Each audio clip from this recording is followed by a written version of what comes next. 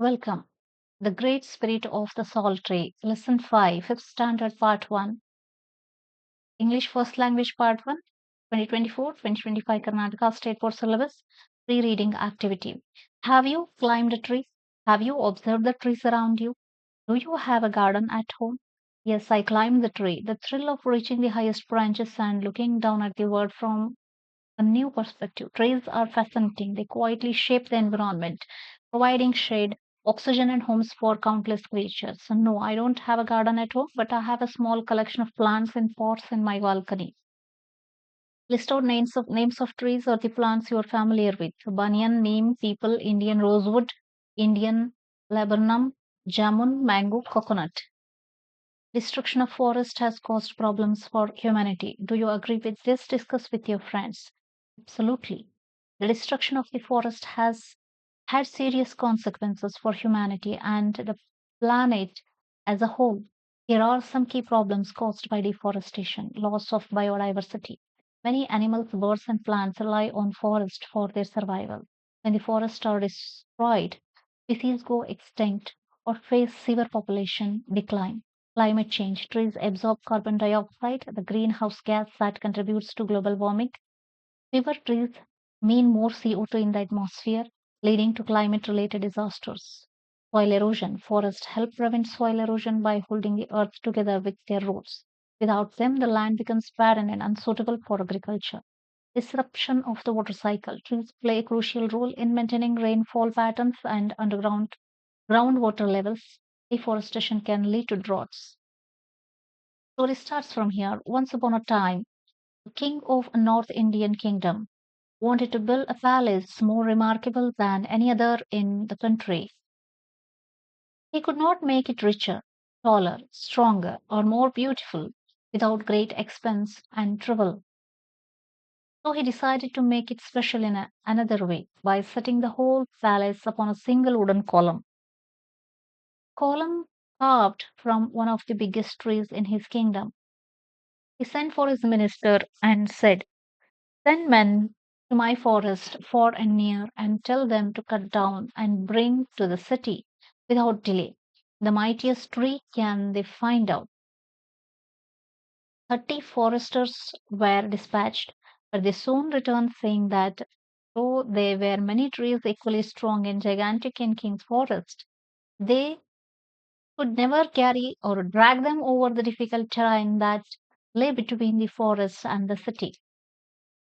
The king heard this, but later he sent for the foresters again.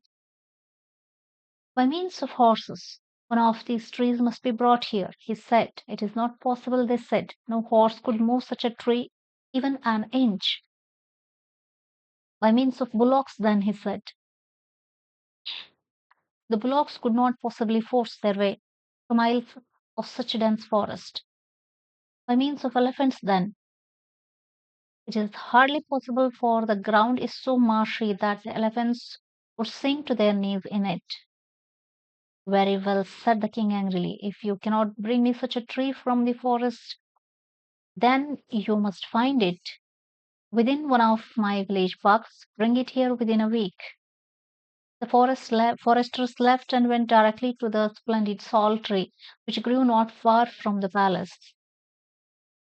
It was worshipped by people of many villages around because it is dwelt the tree spirit who gave the tree its great strength, size, and beauty. The foresters decided with much reluctance that the king's column must be made from this lordly salt tree and from no other. They returned to it with the garlands, lamps, and music to offer them to the spirit inside and to warn him that he must leave this abode, for within 7 days it would be cut to the ground. The tree spirit heard and understood well enough what was about to happen. It remained quiet as the resting breeze blew for a few moments. Then all his leaves began to whisper, and his topmost branches bowed, and the foresters went away satisfied that he had answered their plea. But this was what the leaves were whispering to each other. Could the king's decision hold? Not only shall we perish, We and our spirit, for the soul spirit, cannot exist anywhere else. But our fall will crush all the little salt trees that have sprung up and thrive under our protection. For ourselves we care not, but for the children's sake we wish that the king had not wished it so. The spirit within the tree thought, this must not be allowed. I must visit the king, and pursued him. That night, while the king was asleep, a shining figure appeared to him in his dreams and spoke in a voice that was like a rustle. I am the spirit of the salt tree, O king. Your foresters this day have told me of your decision to fell me. I have come to beg you to change your mind. No, I cannot, grumbled the king. Yours is the only tree in my all parks strong enough to support palace building, and therefore I must have it. Consider, O king, for 1,000 years I have been worshipped by the people of many villages, and never has anything but good come out to them. The birds nest in me. I send a vast and lovely shade upon the grass beneath me. Against my trunk people rest, and wild creatures too, glad of the coolness. The earth blesses me. All true enough, good tree spirit, spoke the king. But for all this I cannot spare you. I have made up my mind. Then grant me one last request, said the tree spirit. Then grant me one last request, said the tree spirit. Let me be felled in 3 parts. First my head, with its crown of waving greenery. Next my middle, with its 100 strong arms and hands. Last my base, which bears the heaviest and knottiest of my limbs upon it. This is a strange request, said the king. Never before did I hear of one who desired 3 times to suffer the death stroke. Why not endure the agony but one, and have it over? It is like this, O king. Around me have grown up my family. Dozens of young salt trees have sprung from me and thrived in my generous shadow. Could you fell me with one might stroke, my weight would certainly crush all my children to death. But if 3 times I suffer the stroke and fell in 3 pieces, some of the little ones may escape. Is my prayer granted?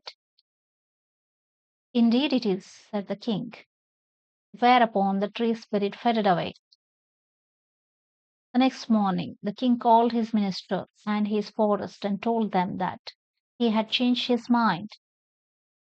The column for the new palace should be built of stone, not wood. For, said he, within the salt tree dwells a spirit nobler than my own. And he told them of his vision, and they all marveled. The Chipko movement, a protest by villagers who embraced the tree to prevent it from being felled. Prominent leader who has contributed significantly to this movement is Sundarlal Bahuguna, a Gandhian. Please like, share, subscribe, and save the playlist. Thank you very much. Bye bye.